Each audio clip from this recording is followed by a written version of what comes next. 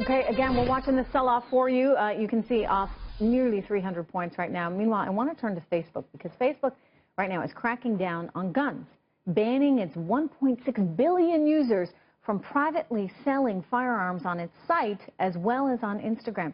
Now, the ban comes amid all this pressure from the White House to eliminate the gun show loophole altogether. So the question here is, did Facebook get pressured by the White House? And what does it mean for gun owners and sellers across the country?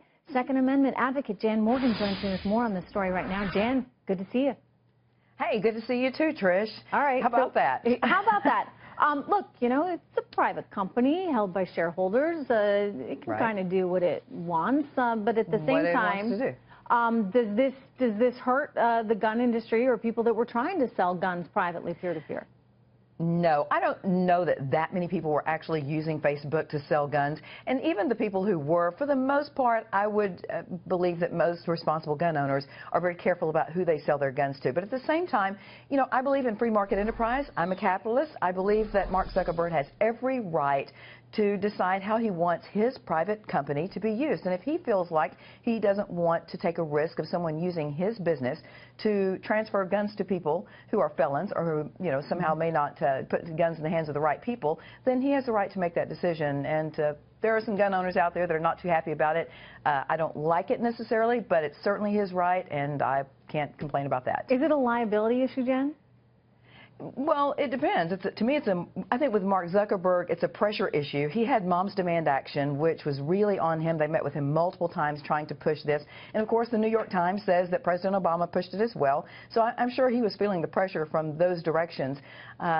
Financially, it's not going to affect Mark Zuckerberg. If people don't like it, they can always leave and go to another social media site. There are some other ones out there, but I think those are not doing so well either. But, you know, to a certain extent, if you become friends with someone on Facebook and then you're instant messaging and, you know, it just so happens that they have a gun that you want to purchase, I mean, what if it's happening organically? I mean, how's Facebook going to police that?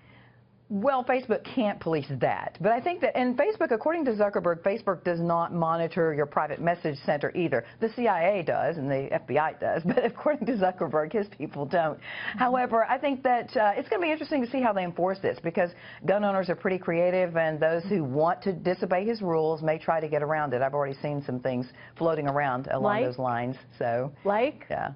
Like a can of Mountain Dew, and there's a picture of a gun next to a can of Mountain Dew, and in the article, the little ad says, Mountain Dew for sale, $450 firm, slightly used. You know, so there are ways to get around it, sure. Yeah, so how are they gonna monitor that and police that? I don't know. How are guns sold through the internet? I mean, what is the process by which someone would do it? If you can't do it on eBay, you can't do it on Facebook. Do you set up your own website and try and sell it that way? You have to have a federal firearms license, Trish.